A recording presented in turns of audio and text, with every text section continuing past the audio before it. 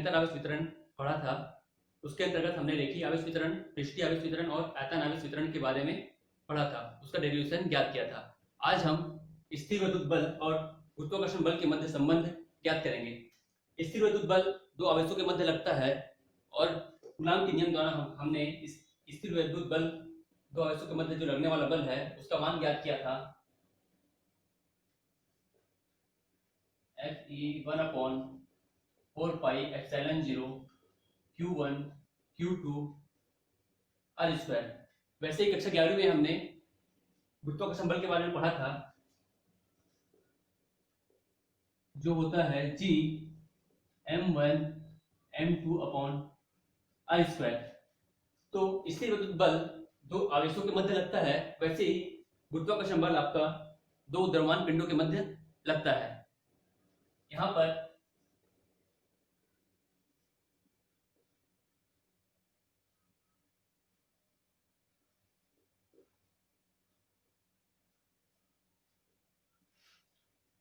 माना Q1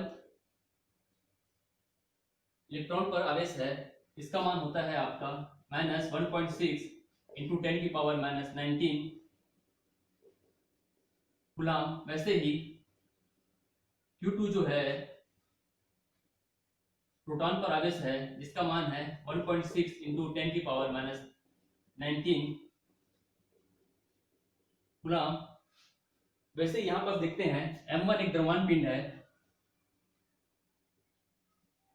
माना यह प्रोटॉन का द्रव्यमान है, जिसका मान होता है 1.6 इंटू 10⁻⁻27 किलोग्राम। क्योंकि यह द्रव्यमान है इसलिए यूनिट किलोग्राम में आएगा, ये आवेश था, इसका यूनिट यहाँ पर कूलाम में आएगा। वैसे ही M2 का मान इलेक्ट्रॉन पर द्रव्यमान आपका 9.1 इंटू 10⁻⁻31 किलोग्राम। G का मान 6.67 इंटू 10⁻11। तो Q1 और Q2 का जो मान है उसे फॉर्मूला में हम रखते हैं, तो हमें प्राप्त होगा 9 into 10⁻9 into 1.6 into 10⁻⁻19 into 1.6 into 10⁻⁻19 upon r²। वैसे ही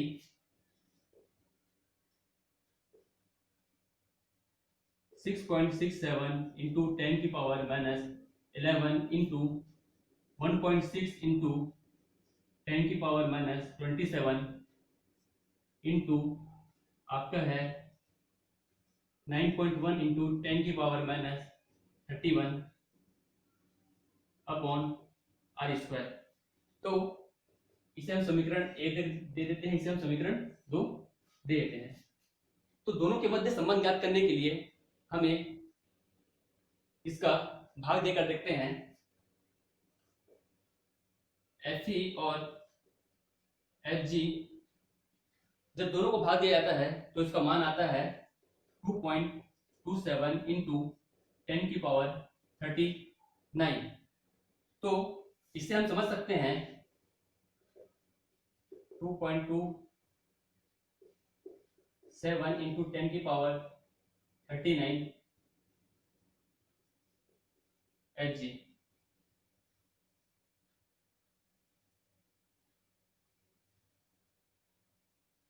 तो दो आवेशों के मध्य लगने वाला जो बल था वह गुरुत्वाकर्षण बल है, मतलब स्थिर वैद्युत बल जो है वह गुरुत्वाकर्षण बल के 2.27 इंटू 10⁻39 गुना प्रबल होता है। अतः स्थिर वैद्युत बल प्रबल है आपका गुरुत्वाकर्षण बल से। वैसे ही अब स्थिर वैद्युत बल और गुरुत्वाकर्षण बल के बीच में जो समानता है उसे हम देख लेते हैं।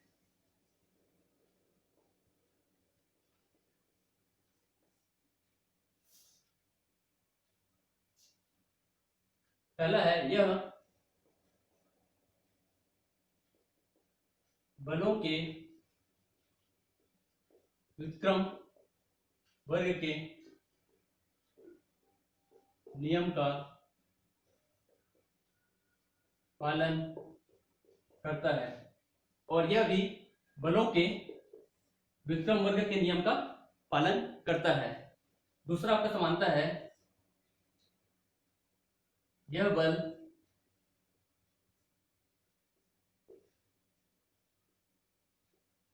निर्वात में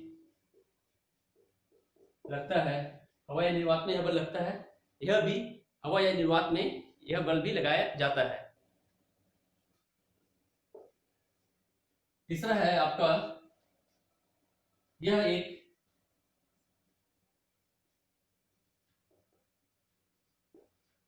केंद्रीय बल है, यह भी आपका एक केंद्रीय बल है। केंद्रीय बल से तात्पर्य है कि दो आवेशों को मिलाने वाली रेखा के अनुदिश यह बल लगता है। यह भी दो द्रव्यमान के बीच को मिलाने वाली रेखा के अनुदिश यह बल कार्य करता है। और इन दोनों के मध्य असमानता भी देख लेते हैं।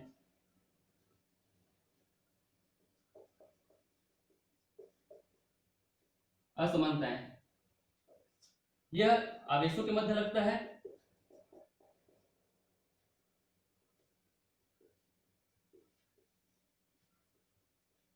यह आपका द्रव्यमान पिंडों के मध्य लग रहा है। यह बल आवेशों के मध्य लग रहा है, यह बल द्रव्यमान पिंडों के मध्य लग रहा है। Q1 Q2 यहां पर M1 और M2 के मध्य लग रहा है। दूसरा है, यह बल माध्यम पर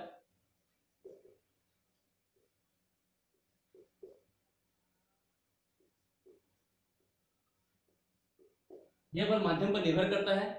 हवा या निर्वात पर बल का मान अन्य होगा और अन्य माध्यम में अलग होगा। यह माध्यम पर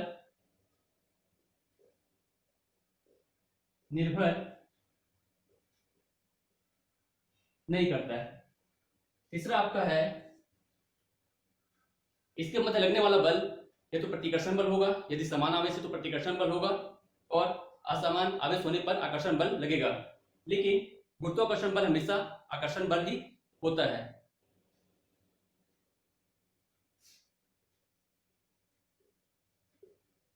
प्रतिकर्षण या आकर्षण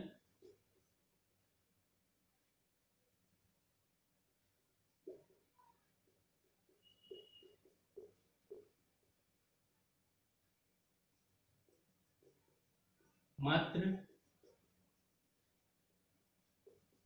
आकर्षण बल, और यह बल प्रबल होता है इसकी तुलना में 10 की घात 39 गुना 2 × 2.2 × 27 × 10 की पावर 39 गुना यह बल प्रबल होता है।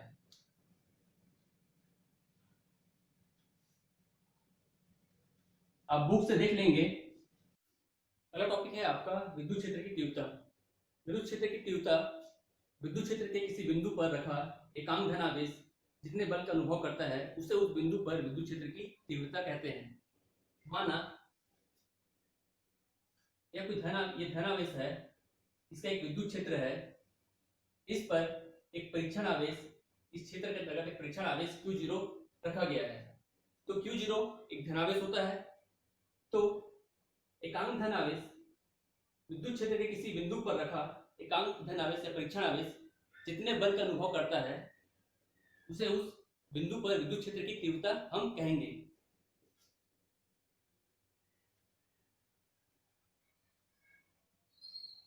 माना परीक्षण आवेश Q0 पर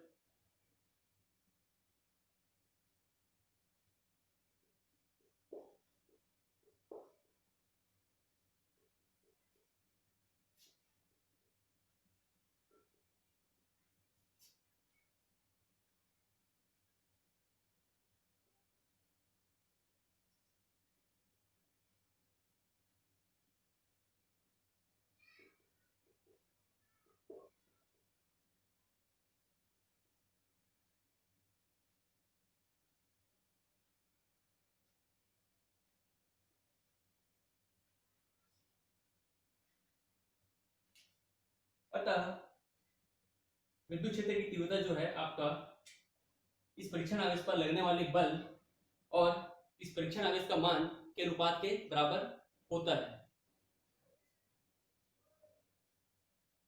फिर से समझ लेते हैं।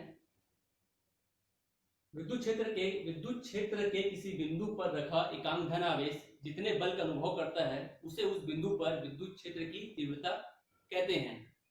माना यह परीक्षण आवेश जो Q धनावेश के विद्युत क्षेत्र के अंतर्गत रखा गया है और यह इस पर एक बल F का अनुभव करता है, तो इस बिंदु पर परीक्षण आवेश पर विद्युत क्षेत्र की तीव्रता का ये फॉर्मूला होगा।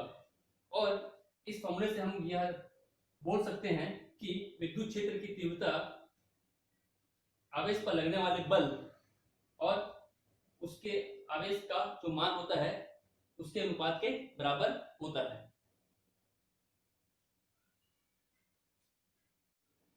अगला टॉपिक आपका है बिंदु आवेश के कारण विद्युत क्षेत्र की तीव्रता। माना इस बिंदु O है, O पर कोई आवेश है प्लस Q आवेश है। इससे R दूरी पर एक बिंदु P है जिस पर कोई आवेश परीक्षण आवेश Q0 है। तो प्लस Q आवेश के कारण इस परीक्षण आवेश पर एक बल आरोपित होगा जिसकी दिशा इस तरफ होगी। तो इस परीक्षण आवेश पर लगने वाले बल का मान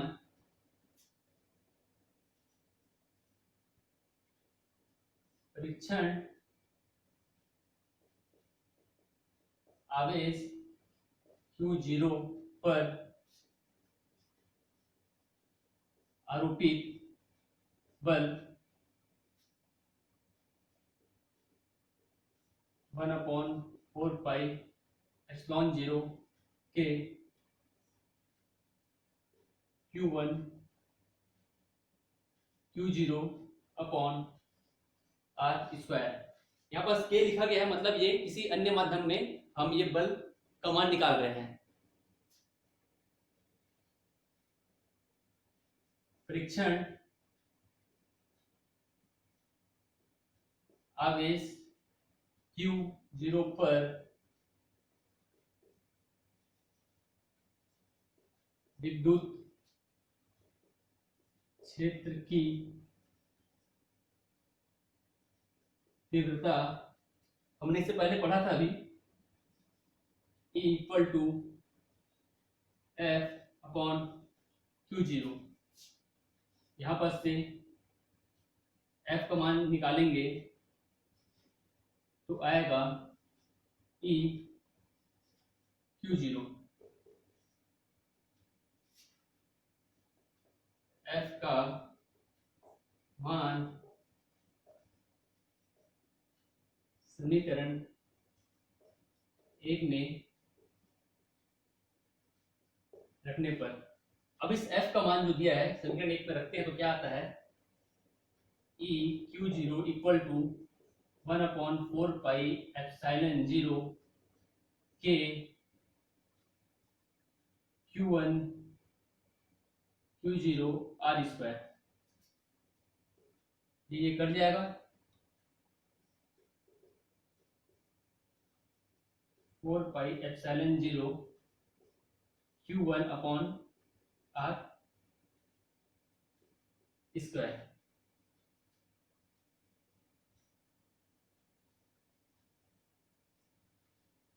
तो बिंदु आवेश के कारण विद्युत क्षेत्र की तीव्रता का यह फॉर्मूला हमें प्राप्त हुआ। सदिश फॉर्म में हम इसे सदिश लिख देता हूं।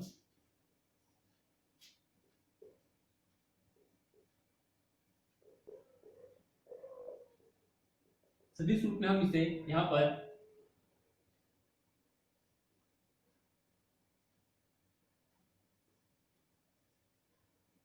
फोर पाई एप्सिलॉन 0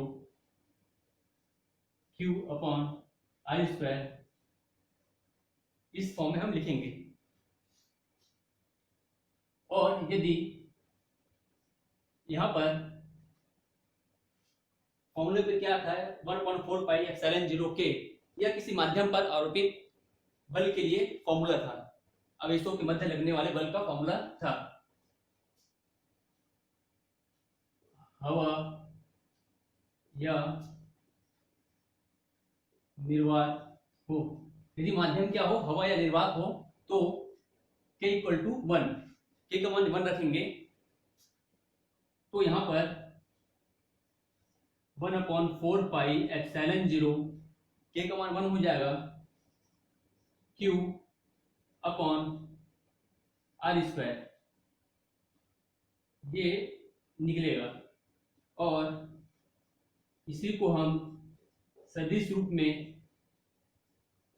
अगर लिखना है तो E equal to 1/4 pi epsilon 0 Q R2 और ये आपका R।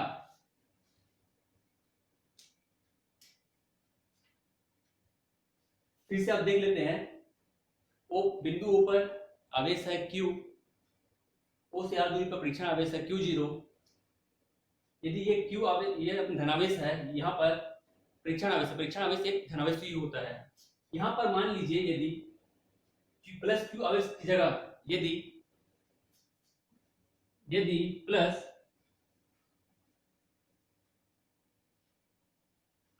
Q आवेश की जगह माइनस Q आवेश होता, मतलब ऋणात्मक आवेश कहीं होता, और इस परीक्षण आवेश पर जो बल की दिशा यह ना होकर बल की दिशा इस प्रकार होता, क्योंकि यह इसको अपनी ओर आकर्षित करता, इस परीक्षण आवेश को अपनी ओर क्या करेगा, आकर्षित करेगा। यह माइनस है और यहाँ पर परीक्षण आवेश का मतलब एक धनावेश होता है, तो बल की दिशा इस प्रकार होता।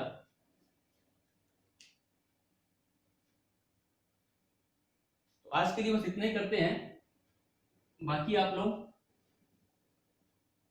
बुक के माध्यम से नोट्स बनाइएगा और क्लास के माध्यम से आप समझिएगा।